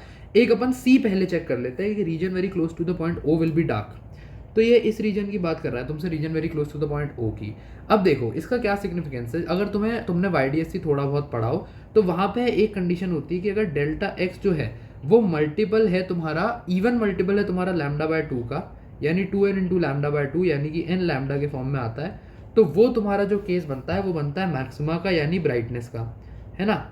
और जो तुम्हारा अगर यही डेल्टा एक्स जो है वो तुम्हारा 2n-1 लैम्डा बाय 2, यानी लैम्डा बाय 2 का ऑड मल्टीपल बनता है, तो वो तुम्हारा डार्क का मिनिमा या डार्क का केस बन जाता है, डिस्ट्रक्टिव इंटरफेरेंस का। तो क्या अपन इस कंसेप्ट को यहाँ पे लगा के पता नहीं कर सकते, बस तुम्हें पहले क्या निकालना, उसके लिए डेल्टा एक्स। अब देखो डेल्टा एक्स यहाँ कितना बहुत ईजिली निकल के आ रहा है, बहुत एविडेंट है कि S2 से O तक का जो डिस्टेंस है और S1 से O तक का जो डिस्टेंस है उसके बीच में कितना गैप है, स्मॉल d का ही तो गैप है। तो क्या तुम यहाँ से बहुत सीधा नहीं लिख सकते कि डेल्टा x जो है वो स्मॉल d के बराबर है। स्मॉल d की वैल्यू तुम्हें दी है 0.6003 mm, मतलब 10⁻³ मीटर। अब इसको एक काम करो, डेल्टा एक्स अगर तुम्हें डी दिया है और तुम्हें पता करना है कि वो लैम्डा बाय 2 का कौन सा मल्टीपल है, तो इसको सीधा लैम्डा बाय 2 से डिवाइड कर दो, जो भी तुम्हारा आंसर आएगा, अगर वो इवन आया तो वो समझ लो ब्राइट है, ऑड आया तो वो डार्क हो जाएगा। बहुत सिंपल कंसेप्ट है। तो लैम्डा की वैल्यू क्या दी है, 600 नैनोमीटर, मतलब 600 इंटू 10⁻⁹, और तुम्हें इंटू 2, क्योंकि लैम्डा बाय 2 करो तो 2 तुम्हारा इधर चला जाएगा। बस इसके बाद तो क्या है, सिंपल मैथमेटिक्स हो जाएगी। ये 10⁻⁶ हो जाएगा, इसको मैं ऊपर ही लिखता हूँ 10⁻⁶, और ये तुम्हारा 2 0 कट जाएंगे तो ये 10⁴ हो जाएगा, 10⁴। और मैं क्या कर सकता हूँ, इधर से मैं 2 से इसको 3 काट देता हूँ और इसको मैं लिख देता हूँ 0.2001। तो 0.2001 को अगर मैं 10⁴ से मल्टीप्लाई करूँगा तो तुम्हारा आंसर आएगा 2001। 2001 क्या है, ऑड नंबर है, ऑड नंबर का मतलब तुम्हारा डार्क वाला केस हो जाएगा। अब ऑप्शन में देखो क्या है, region very close to the point O will be dark, तो सी ऑप्शन तो तुम्हारा एक करेक्ट ऑप्शन हो गया, ठीक है। अब और क्या आगे क्वेश्चन में क्या कह रहा है, अब तुम्हें पैटर्न निकालना है कि स्क्रीन पे किस तरीके का इंटरफेरेंस पैटर्न दिखेगा। तो आओ उसके लिए अगले पेज पर अपन चलते हैं, लॉजिक लगाना। देखना तुम इस वाले व्यू से समझ पाओगे क्या। देखो यहाँ से मैं एक काम करता हूँ, तुम्हें ना 2 व्यू बना के सिखाऊंगा। एक तो तुम ये वाला व्यू देख ही लो, अगर अपन स्क्रीन पे कहीं भी एक पॉइंट पी ले लेते हैं सपोज, ठीक है, कहीं भी अपने को इंटरफेरेंस निकालना है, पेन हल्का सा मोटा कर लेता हूँ मैं, ठीक है, ये अपने को निकालना है। तो अपन क्या करेंगे, ये एक तुम्हारा S2 यहाँ से यहाँ जाएगा, एक तुम्हारा S1 से यहाँ रह जाएगी, ठीक है, ये इधर और ये इधर। अब इसका कुछ एक डेल्टा एक्स होगा, अपने को ये पता है। अब तुम में से कुछ होशियार बच्चे क्या करेंगे ना, बहुत सारे बच्चे हरकत करने की कोशिश करेंगे, वो यहाँ पे ऐसे बनाएंगे, फिर उसको एंगल मेजर करेंगे, फिर S2 का D देखेंगे, फिर S1 का D+D देखेंगे। क्योंकि मैंने हरकत करी थी जब ये क्वेश्चन मैं सॉल्व कर रहा था अपने टाइम पे, मैंने ये PYQ लगाया हुआ है और मेरे को याद है कि मैंने यहाँ पे क्या बकैती काटी थी। मैं पूरा बैठा था लगाने सॉल्व में, ट्रिग्नोमेट्री लगा रहा हूँ, फिर मैं देख रहा हूँ कि ये एंगल कुछ बनेगा, फिर मैं कोशिश कर रहा हूँ। मैंने फिर क्या करा पता है, ये हाइपोटेनस निकाला, फिर ये हाइपोटेनस निकाला, फिर कुछ मैंने डेल्टा एक्स निकाला, पर डेल्टा एक्स आ भी गया तो समझ में आएगी किस तरीके का पैटर्न बनेगा। फिर मैंने क्या होशियारी करी थी, मैंने देखा कि क्या मैं इसमें कुछ डेल्टा एक्स को एज अ फंक्शन निकाल सकता हूँ। कुछ नहीं करना, देखो ये सवाल कैसे कितना इजीली सॉल्व होगा। यही एडवांस तुम्हारे साथ यही खेल खेलता है, तुम्हें लॉजिक बिल्ड करना आता है, तुम्हें सवाल को खोल के देखना आता है कि उसमें बाकायदा बात हो क्या रही है, तुम्हें निकालना क्या है, तो सवाल हल कर ले जाओगे। देखो सपोज करो अपन कहीं यहाँ से देख रहे हैं, ये वाला बिंदु देखेगा नहीं तुम्हें। सपोज करो अपन यहाँ से देख रहे हैं, ये अपनी आँख है, ठीक है, और ये तुम्हारी पलकें हैं। सपोज करो अब इस व्यू को क्या मैं ऐसे लिख सकता हूँ कि ये तुम्हारा स्लिट हो गया और यहाँ पे अपनी स्क्रीन है तुम्हारी इस तरफ,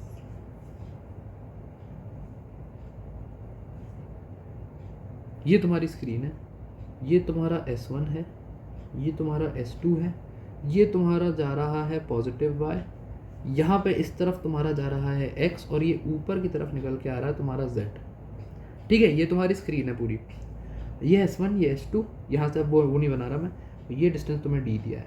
अब मेरे को एक बात बताओ तुम लोग, क्या तुम यहाँ से ये कह सकते हो कौन सा कलर अच्छा लगेगा, ब्लू ले लेते हैं। अगर ये S2 एक पॉइंट लेते हैं अपन, यहाँ पे स्क्रीन के ऊपर है ये पॉइंट, ठीक है, P, ये S2 यहाँ पे रे दे रहा है, मैं थोड़ा बैक करके इरेज करके तमीज़ से बनाता हूँ। ये पॉइंट है तुम्हारा P, ये S2 की यहाँ पे एक रे जा रही है, इसी पॉइंट P पे S1 से भी एक रे जा रही है, ठीक है।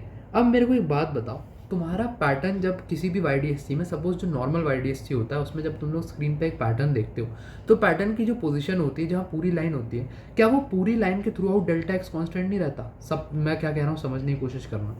तुमने एक डेल्टा एक्स जब तुम निकालते हो और तुम ये देखते हो कि एक पर्टिकुलर लेंथ पे, मैं तुम्हें यहाँ ड्रॉ करके दिखा देता हूँ, जैसे ये तुम्हारा YDSC का सेटअप होता है, 2 स्लेट होते हैं, यहाँ स्क्रीन होता है, तुम यहाँ पे एक पॉइंट P लेते हो, ठीक है, फिर तुम डिटरमाइन करते हो कि इस पॉइंट P के लिए तुम्हारा एक पर्टिकुलर डेल्टा एक्स रहता है और फिर वहां से तुम्हें पता चलता है कि उस पर्टिकुलर डेल्टा एक्स पे डार्क आएगा या ब्राइट आएगा। समझ आ रहा, ध्यान आ रहा है। फिर यहाँ पे Q ले लो, इस पे फिर तुम डेल्टा एक्स निकालोगे, फिर उसका वो कैलकुलेट करोगे, मतलब थोड़ा रफ फिगर है बट फिर तुम उसका कैलकुलेट करोगे, डेल्टा एक्स ऑड मल्टीपल है इवन मल्टीपल है, फिर उसके बाद तुम यहाँ पे निकालते हो कि पर्टिकुलर डार्क आएगा कि ब्राइट आएगा। अब मुझे एक बात बताओ कि तुम्हें डार्क और ब्राइट का अगर पैटर्न देखना है तो बस तुम ये नहीं देख सकते कि किस लोकस पे तुम्हारा डेल्टा एक्स जो है वो कांस्टेंट है, मतलब किस लोकस के थ्रू आउट स्क्रीन पे तुम्हारा डेल्टा एक्स सेम आएगा हर पॉइंट के लिए, और बस फिर हर पॉइंट के लिए डेल्टा एक्स सेम है तो उस डेल्टा एक्स के लिए पर्टिकुलर तुम्हें वो मिल जाएगा, डार्क है या ब्राइट है, किस तरीके का इंटरफेरेंस है।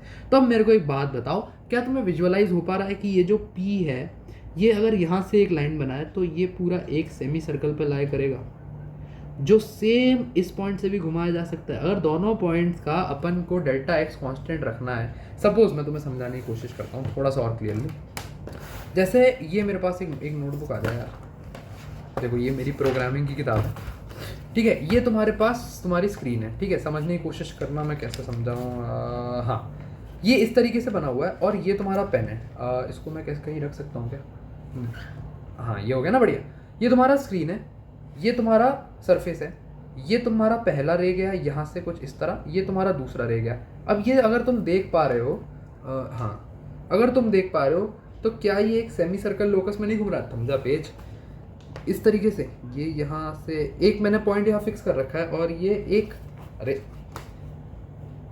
ये है, इसको अगर मैं घुमाऊंगा तो एक क्लियरली एक सेमी सर्कल लोकस नहीं दिख रहा तुम्हें? अब थोड़ा सा गड़बड़ हो रहा होगा बट विजुअलाइज करने की कोशिश करो अगर तुम्हें स्क्रीन को यहाँ से, तो ये ऐसा एक पॉइंट से एक सेमी सर्कल लोकस बनेगा।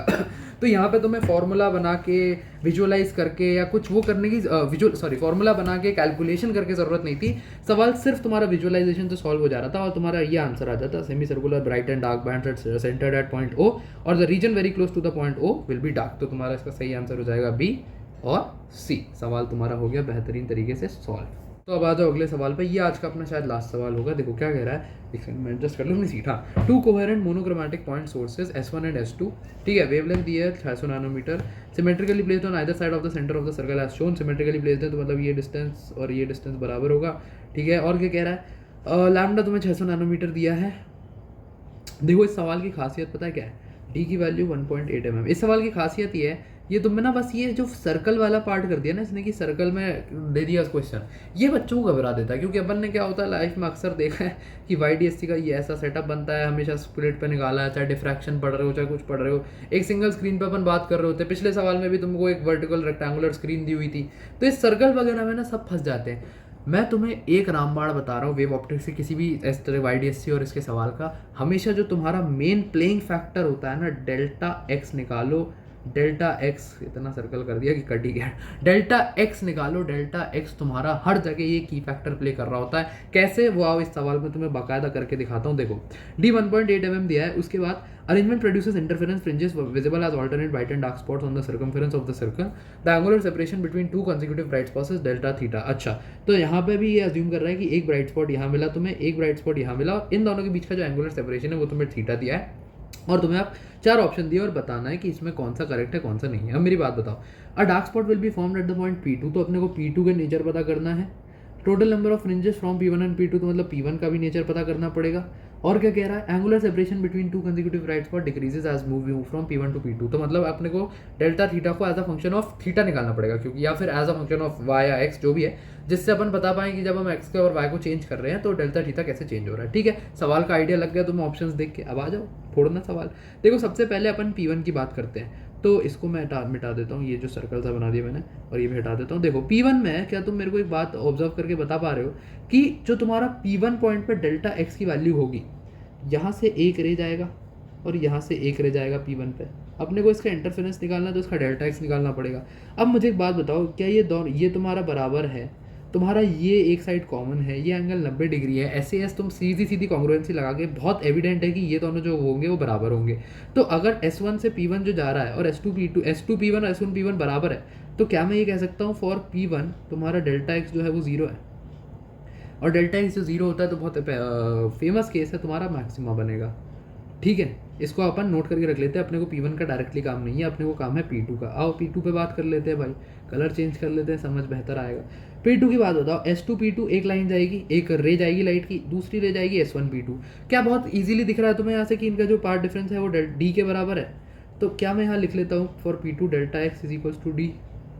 ठीक है, अब तुम्हें अगर मैक्सिमा और मिनिमा का होता है तुम्हें, तो तुम्हें ये निकालना होता है कि वो 2n-1 लैम्डा बाय 2 के बराबर है या n लैम्डा के बराबर है। तो इसको क्या करो, पिछले सवाल में लैम्डा बाय 2 से कर रहा था, मुझे यहाँ पे अच्छा स्ट्रॉन्ग फील है क्योंकि इनको देख के मुझे समझ आ रहा है। इसको मैं ना एक काम करता हूँ, लैम्डा से सीधा डिवाइड करता हूँ।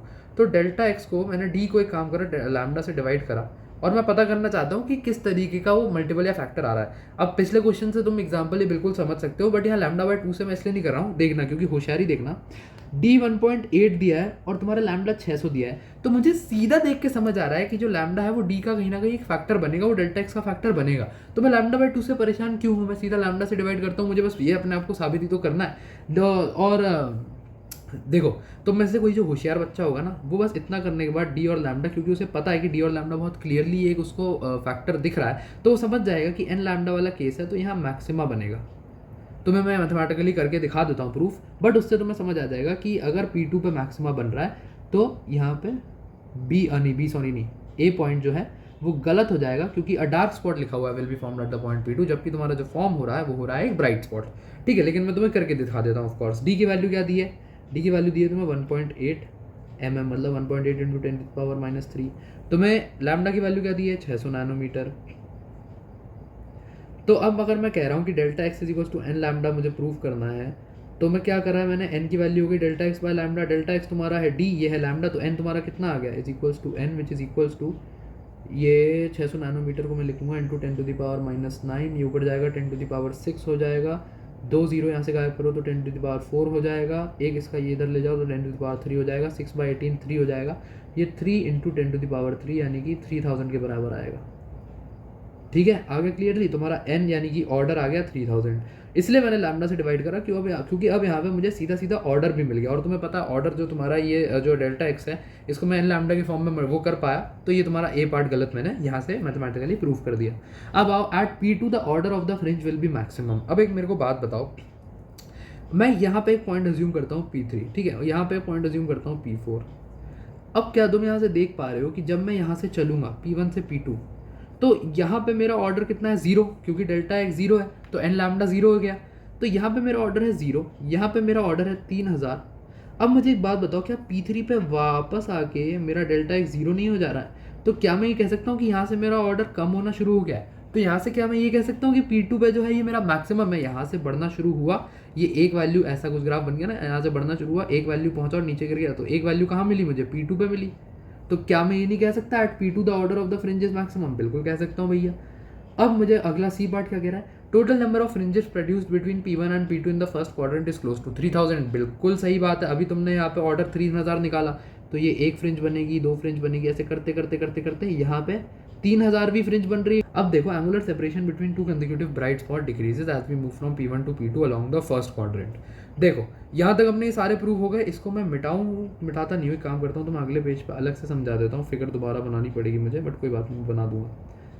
ये तुम्हारा सर्कल दिया है भाई साहब, इतना तुमको लग रहा होगा ये बहुत गंदा है, बट पिछले वीडियोस अगर तुम लोग फॉलो कर रहे हो तो क्या सर्कल बनाया यार, ये कितना बढ़िया सर्कल बनाया, तुम लोगों को आइडिया नहीं है अभी, वरना इतने गंदे गंदे सर्कल बनाता हूँ मैं। हाँ, अब देखो ये तुम्हारा पॉइंट है सेंटर, सेंटर अज्यूम करना, ठीक है, figure is not drawn to scale, ये P2, ये तुम्हारा P1, पेन हल्का पतला कर लेते हैं, लाइन के लिए काम आएगा ना, 0.5, हाँ, तो ये P1 है, ये P2 है। अब एक बात बताओ मुझे, यहाँ से तुमने डेल्टा थीटा को दिया था, इसमें ना हल्की से अपन को एक अजम्पशन लेनी पड़ती है, तो उस अजम्पशन को मैं तुम्हें समझाना चाह रहा हूँ, इसलिए मैं एक अलग पेज पे आया हूँ। ये तुम्हारा डेल्टा थीटा हो गया। अगर एक बात बताओ, अगर ये थीटा है और अब मैं क्या करूँगा, S1 यहाँ दिया है तुम्हें और S2 यहाँ दिया है, ठीक है, अब मैं इस थीटा पॉइंट पे सपोज यहाँ पे एक पॉइंट ले रहा हूँ P, ए S1 से एक रह जाएगी, S1P, S2 से एक रह जाएगी, S2P, ठीक है। तो इसमें एक अजम्पशन होती है प्रूफ के वक्त, वो अजम्पशन क्या होती है, अपने को ये अज्यूम करना पड़ता है कि जो रेडियस है ना और जो D है, वो D जो है वो रेडियस से बहुत बहुत छोटा है, ये अपने को अज्यूम करके चलना पड़ता है। क्यों ये मैं अजम्पशन ले रहा हूँ, अपन तुम लोगों को याद हो अगर YDSC में भी अज्यूम करके चलते हैं, क्यों ये अजम्पशन लेते हैं, ताकि मैं ये प्रूव कर सकूँ कि जो S1P है और S2P है वो नियरली पैरेलल है। इसके लिए क्योंकि क्या है, सपोज करो ये ऐसे, ये मैं दिखाना चाह रहा हूँ, ऐसे इतना बड़ा सर्कल बन गया और यहाँ पे छोटू सा है, तो क्या अगर तुम यहाँ से बनाओगे अगर, तो हालांकि यहाँ भी एविडेंट है, बट ये नियरली पैरेलल दिख रहे हैं तुम्हें, तो मैं उस स्केल पे बात कर रहा हूँ। इसलिए जब अपन स्केल की बात करते हैं ना, तो तुम्हारा अपन नियरली पैरेलल इसको अज्यूम कर लेते हैं। हम नियरली पैरेलल अज्यूम करने के पीछे मेरी आइडियोलॉजी क्या है उसको समझो, थोड़ा जूम करके बताता हूँ। पेन कौन सा प्यारा लगेगा, ठीक है, और हल्का सा मेरे को पतला करना पड़ेगा इसको, क्योंकि मैंने जूम करा है स्क्रीन को, ठीक है। अब मुझे एक बात बताओ, अज्यूम करके समझो कि ये SP middle point SP, S1P, S2P तीनों पैरेलल है, वो मैंने तुम्हें पूरा एक्सप्लेनेशन समझा दिया, ये SP भी बना लो यहाँ पे। अब अगर ये एंगल थीटा है और ये एक दूसरे के पैरेलल है, यहाँ पे मैं एक परपेंडिकुलर ड्रॉ कर लेता हूँ, तो क्या मैं ये नहीं कह सकता कि ये एंगल भी थीटा होगा, पैरेलल है, ये 90 है तो ये कह सकता हूँ मैं कि ये एंगल 90 माइनस थीटा होगा, ठीक है। अब मुझे एक बात बताओ, अगर ये एंगल 90 माइनस थीटा है और ये S2P है, अब मुझे S1P और S2P के बीच में क्या निकालना है, मुझे S1P S2P के बीच में निकालना है डेल्टा एक्स। ये तुम्हारा S1P कुछ इस तरीके से जा रहा है, तुम्हारा S2P कुछ इस तरीके से जा रहा है, S1P, ये P पे जाके मिल रहे हैं S2P, ये तुम्हारा एक स्ट्रेट लाइन पर लाई कर रहे हैं। अब मुझे अगर इसके बीच का डिफरेंस एंगल निकालना है तो मैं यहाँ से एक परपेंडिकुलर ड्रॉ करूँगा, इस पर परपेंडिकुलर ड्रॉ करके ये जो मैं निकालूंगा यही तो तुम्हारा डेल्टा एक्स बनेगा। ये तुम्हारा डी नीचे दिया ही हुआ है और यहाँ पे ये थीटा की वैल्यू तुमने क्या निकाली 90 माइनस थीटा। तो क्या मैं ये नहीं कह सकता कि ये जो डेल्टा एक्स की वैल्यू होगी ये होगी D sine theta, D sine 90 minus theta, D sine 90 minus theta कह सकता हूँ कि नहीं कह सकता हूँ। ये एंगल है, इस एंगल का जो परपेंडिकुलर, ये डी का जो परपेंडिकुलर प्रोजेक्शन है, एक सेकंड कुछ गड़बड़ कर रहा हूँ मैं,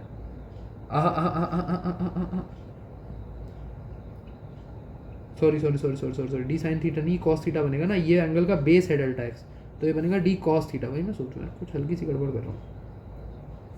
डी साइन थीटा मेरे को सॉरी YDSC से सीधा याद था तो मैंने वही बोल दिया। देखो ये बनेगा तुम्हारा डी कॉस थीटा। क्यों? क्योंकि ये देख लो ना इस एंगल का ये बेस है, डी कॉस 90 माइनस थीटा है। भगवान बहुत कन्फ्यूजन है रे यार, तुम हटाओ, मैंने तुमको बहुत तमीज़ से सीधा समझाता हूँ, मैं खुद कंफ्यूज हूँगा और खुद कंफ्यूज होऊंगा तो ऑफकोर्स 100% तुम लोग कंफ्यूज हो गए। ये इरेज करो, सब इरेज करो इसको। अरे नहीं, ज़्यादा इरेज हो गए, तेरे इसकी ज़रूरत नहीं थी।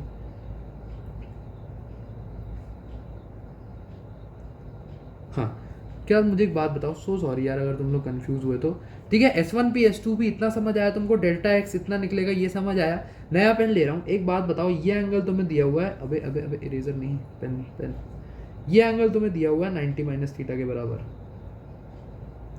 ये एंगल 90 है, ये 90 माइनस थीटा है, तो क्या मैं ये नहीं कह सकता कि ये थीटा होगा? अब इस ट्रायंगल में बहुत इजीली तुम देखो, परपेंडिकुलर अपॉन हाइपोटेन्यूस लगा के तुम ये कह सकते हो कि साइन थीटा की जो वैल्यू है, अब समझना थीटा ये वाला एंगल है, मैंने सब कंफ्यूजन क्लियर कर दी। साइन थीटा की जो वैल्यू है वो परपेंडिकुलर हाइपोटेन्यूस लगा के डेल्टा एक्स अपॉन डी है। तो क्या मैं कह सकता हूँ delta X is equals to D sine theta. Really sorry everyone for the confusion, delta X मेरा तुम्हारा डी साइन थीटा के बराबर हो गया। अब एक बात बताओ मुझे, यहाँ जो सवाल मैं पिछले क्वेश्चन पेज में पूछा था, ये पूछा है कि angular separation between the two consecutive bright spots, angular separation यानी डेल्टा थीटा की बात हो रही है, तो कुछ नहीं करना है तुम्हारा डेल्टा, और ब्राइट स्पॉट की बात करिए तो मैं डेल्टा एक्स को इन लैम्डा भी लिख दूंगा। अब मैं इस इक्वेशन को तमीज से लिख रहा हूँ। अब तुम्हें समझ आना जाना चाहिए कि डी साइन थीटा है तो अपने यहाँ डिफरेंशिएशन करेंगे, इसका एग्जैक्ट डिफरेंशिएशन कर दो, और डी को कोई डी ऑपरेटर से कंफ्यूज नहीं करेगा क्योंकि डी यहाँ पे वो इन दोनों स्लिट इसके बीच का डिफरेंस है S1 और S2 के, तो इसका एग्जैक्ट डिफरेंशिएशन करोगे क्या होगा, डी साइन थीटा का डिफरेंशिएशन कॉस थीटा, थीटा का differentiation del theta, N into lambda नहीं है, एन चेंज हो रहा है ना, delta N into lambda. N क्यों चेंज हो रहा है भाई? क्योंकि ऑर्डर चेंज हो रहा है ना, P1 से P2 जैसे जैसे अपन नीचे आते जा रहे हैं। तो अब मुझे एक बात बताओ, जब तुम n से n+1 गए, जस्ट एडजेसेंट ब्राइट स्पॉट की बात हो रही है ना, उसने पूछा दो एडजेसेंट ब्राइट स्पॉट, मतलब nth ऑर्डर का ब्राइट स्पॉट और n+1th ऑर्डर का ब्राइट स्पॉट, तो n से n+1 गए तो तुम्हारा डेल्टा एन की वैल्यू बननी होगी सीधा सीधा। तो ये तुम्हारा क्या हो जाएगा, D cos theta delta theta is equal to lambda. Delta theta की वैल्यू तुम्हारी lambda upon D cos theta नहीं हो गई, लैम्डा कांस्टेंट है, डी कांस्टेंट है, तुम्हारा डेल्टा थीटा जो है, मैंने तुम्हें शुरुआत में कहा था सवाल की कि अपने को as a function of theta निकालना पड़ेगा, मिल गया 1/cos थीटा। अब मुझे तुम में से कौन बताएगा कि कॉस का जो ग्राफ होता है, कॉस का ग्राफ होता है ऐसा, और अपन कहा, उसने क्वेश्चन में अपने से पूछा है P1 से P2, मतलब थीटा तुम्हारा कहाँ से कहाँ वेरी कर रहा है, 0 से π/2 वेरी कर रहा है। अब मेरे को एक बात बताओ, थीटा जा रहा है 0 से π/2, अब मेरे को एक बात बताओ, कॉस का ग्राफ फर्स्ट क्वाड्रेंट में 0 से π/2 ऐसा जाता है, मतलब एज वी गो फ्रॉम 0 से π/2 इसकी वैल्यू डिक्रीज करेगी। तो जैसे जैसे थीटा इंक्रीज करेगा कॉस थीटा डिक्रीज करेगा, यानी कि 1/cos थीटा इंक्रीज करेगा। तो क्या मैं ये कह सकता हूँ कि as we go from P1 to P2 तुम्हारा 1/cos थीटा इंक्रीज करता है, यानी तुम्हारा डेल्टा थीटा भी इंक्रीज करता है। यहाँ से रिलेशन से ये कह सकता हूँ मैं। तो इतना पता चल गया अपने को कि P1 से P2 डेल्टा थीटा तुम्हारा इंक्रीज करना चाहिए। अभी क्या कह रहा है, angular separation between to consecutive bright spot decreases, तो बस ये गलत हो गया। इसके सही ऑप्शन हो गए तुम्हारे B और C पार्ट। ठीक है, तो चलो भाई ये अपनी वीडियो यहाँ समाप्त होती है। अब मैं तुम्हें रे ऑप्टिक्स और वेव ऑप्टिक्स का अच्छा मुझे लगता है प्रैक्टिस हो गई होगी। इसके बाद PPT तुम्हें डिस्क्रिप्शन में मिल जाएगी, बहुत बढ़िया। और अपन मिलते हैं कल नए चैप्टर, नए सवाल और सेम जोश और जज्बे के साथ। तब तक के लिए गुड बाय।